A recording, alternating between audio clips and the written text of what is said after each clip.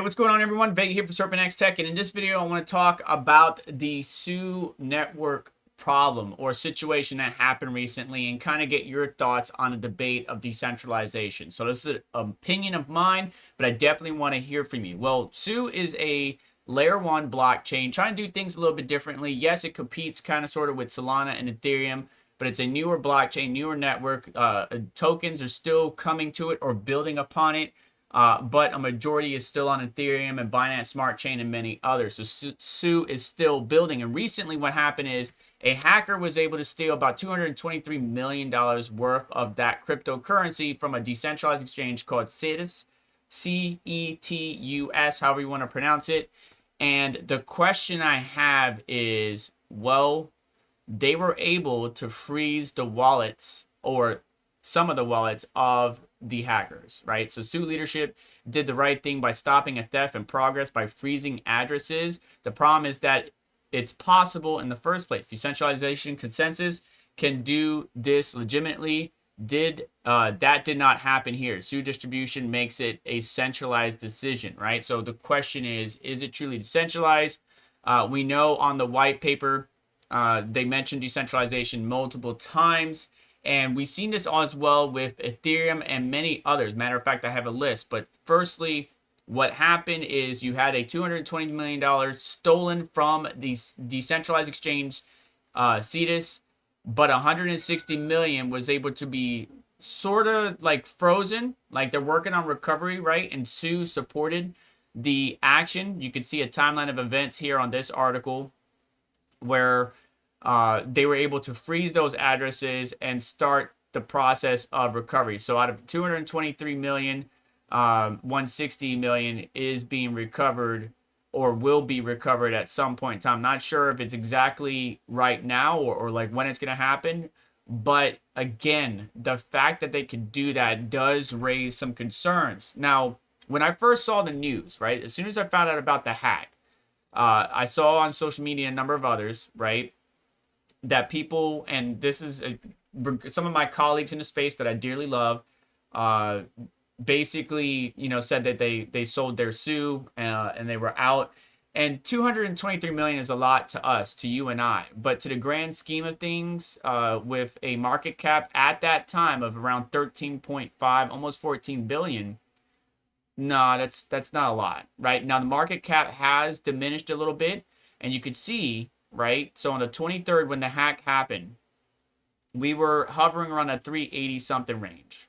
And then all of a sudden you see it start to fall. And we fell all the way down to 361, but then we fell even further down to 350.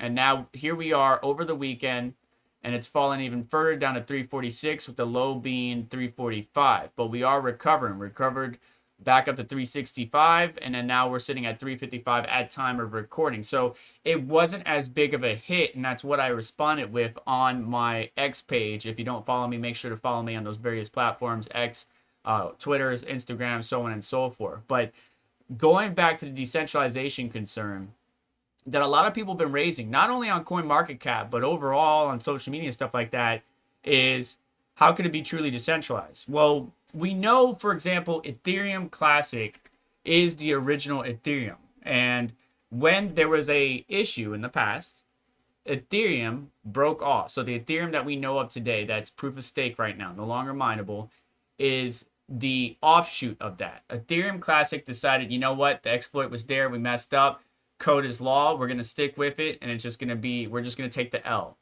They stayed on that chain, that's still mineable. But the Ethereum proof of work side flipped over and continued on with its goals and its progress. Vitalik and the various number of devs moved on with Ethereum proof of stake, and it's still doing good. It's still growing. It may not be as great price action wise, but it's still one of the most robust ecosystems out there. But this is not the only time we had this happen.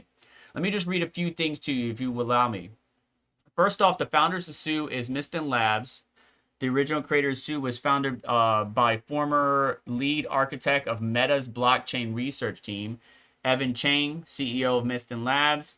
has an extensive background in platform development with more than 24 years building developer-facing technologies and leading engineering teams at companies such as Apple and Facebook. So the team behind it is pretty stout. And again, it wasn't SUI itself that got hacked. It was the decentralized exchange, Cetus, that had obviously an exploit that was exploited, and the hacker was able to complete it. A number of other people in the space, I can't pronounce their name fully, but the CPO of Mist and Labs had led engineering and product teams across big tech companies such as Oracle, VMware, and Facebook, right? Like, so these are good people that have supreme knowledge, actually, right? Sam as well, CTO, researcher and engineer specializing in programming language design, programming verification, developer tools. George Denzis, Chief Science of Mist and Labs, Professor of Security, Privacy Engineering, University College of London, with over 20 years of experience working in peer-to-peer systems, security, and privacy.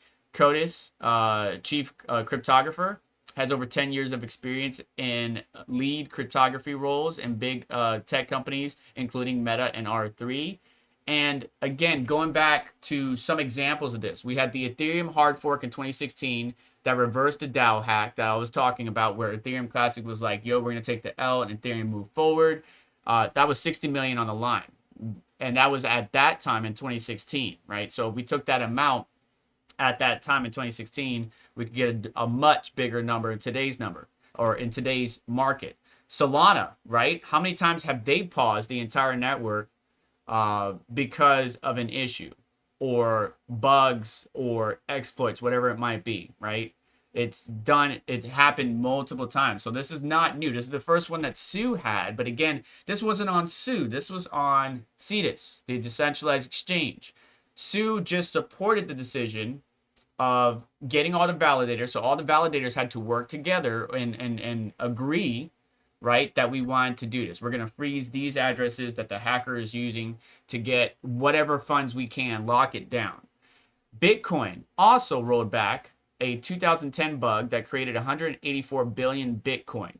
184 billion Bitcoin. There's only 21 million ever in Bitcoin. But there was a bug back in 2010, but right before I got into it, actually about three years before I got into Bitcoin, that bug was also there. So with new blockchain products and SUI, it's still young. It's not the latest currency. It's not the newest currency. It's not the biggest meme coin, but it is still a young project. And I know that there's going to be issues just like they were with many other projects. So with that said, is SUI truly decentralized? Well, if Ethereum, which is very centralized on a certain amount of servers, like say Amazon, and the government, US or otherwise, comes to Ethereum and says, hey, I don't like Chris Vega. I want you to lock down his accounts. Here's his wallet address. They will certainly do that. They will comply with whatever the regulations is for that various country, so on and so forth. So people can argue that Ethereum isn't decentralized either. Solana, well, if they were able to pause and stop and redirect because of said exploit or bug, then it's not very decentralized. Decentralization to me means if we meet, like I create a token, I create a network, a blockchain, and something bad happens, I take the L, right? Sorry guys, like there's nothing we can do. Code is law. That's what it is. Somebody found the exploit. Maybe we can address it in a future proposal or a future update, right? Where we have to update the network, validators have to confirm, yada, yada, yada. People have to update their nodes, so on and so forth. But I would still take the L on the front end because, well, that exploit was there. We should have done our due diligence. We should have done better to make sure that that exploit or that loophole or that attack vector was sealed before we even launch. That's the reason why you have an extensive testnet, extensive amount of development and working and testing and just making sure that everything works. But again, this wasn't on SUI, this was on Cetus. So the exchange, in my opinion, is the one that should be, the not the point of ingress, not the point of our attacks, but really this isn't on SUI, it's on Cetus. But then we come back to SUI, in my opinion, because, whoa, you can do this? I don't really like that. And it just depends on which side of the fence you are. Most people in this world just want to be able to participate in the network very easily, very simply, right? Whatever's the most convenient route they're going to take. Well, a handful of us, and I really do mean a handful of us, understands true decentralization, understands proof of work, understands the consensus, the network consensus, and working together and having to work together to make improvements or proposals or whatever it is. Anyways, let's read a few things here before I let you go. So SUI network validators, not Cetus, froze the wallet addresses containing the stolen funds after the Cetus protocol hack. Cetus protocol hack, a decentralized exchange or DEX built on SUI blockchain, was hacked, resulting in a theft of 223 million in digital assets. SUI validators' response is to coordinate to freeze approximately 162 million in stolen funds. The mechanism of freeze, which is the validators achieved this by identifying the address holding the stolen funds, right? So Zach XBT, when something big happens in Ethereum or Bitcoin, they're all over it. We got some really great sleuths out there, some experts that literally scan a blockchain analysis or analyst and just go through and follow the transactions, right? Because not all of it is legible, right? But it's all on a ledger. And what I mean by that is, say, for example, Bitcoin. A lot of people try to do nastiness and malicious acts in Bitcoin, but that stuff's trackable. I don't know why you keep doing that. You want to use a privacy coin for that. Not saying that you should. I'm just saying that privacy coins allow you the opportunity to try to obfuscate your identity if you're going to do something malicious. Well, Bitcoin and a number of others, you can follow the wallet addresses where they go. They went to this exchange, that exchange. They went from this wallet to that wallet, and you can just go down. It's a lot of work, but chain analysis is a full-time role for some of these individuals, and they do a great job of doing it. But basically, once they found that out, once they confirmed what are the addresses, holding the stolen funds, then ignore the transactions originating from those addresses. So anything after they froze, those wallets, like it just ignored it. Like we're not, it's not going to be put on the ledger. It's not going to be confirmed to the blockchain. Those funds are stuck where they are until they recover it or they roll it back. And that's some of the things, especially with Solana, that a lot of people don't understand is when you get into a meme coin, because everybody's hyping about it, you might jump headfirst into it without understanding, do they have the freeze authority, right? Do they have the capability of updating the metadata? Do they have the ability to mint new tokens and no roadmap or goals or outline of what they're going to do when they mint new tokens? Are they going to do a burn like Bonk? For the metadata, right? They could change the website. They could change the name. They could change the token information, all at whim whenever they want to. And then the freeze authority, right? They can freeze your wallet. So people jump into a meme coin and are like, oh, I'm making money. Look, I'm up 300x. And they go to sell and their wallet's frozen. They can't do nothing. They have the asset still, but they can't do anything with it whatsoever. So now they're taking an L there. So it's good. It's good knowledge to have to understand. I talked about this in how to make a Solana token video on the channel. But decentralized debate. The action by SUI validators raised concerns within the crypto community about the level of decentralization of the SUI network, as it demonstrates the validator's ability to censor transactions. This is the biggest question for you, the viewer.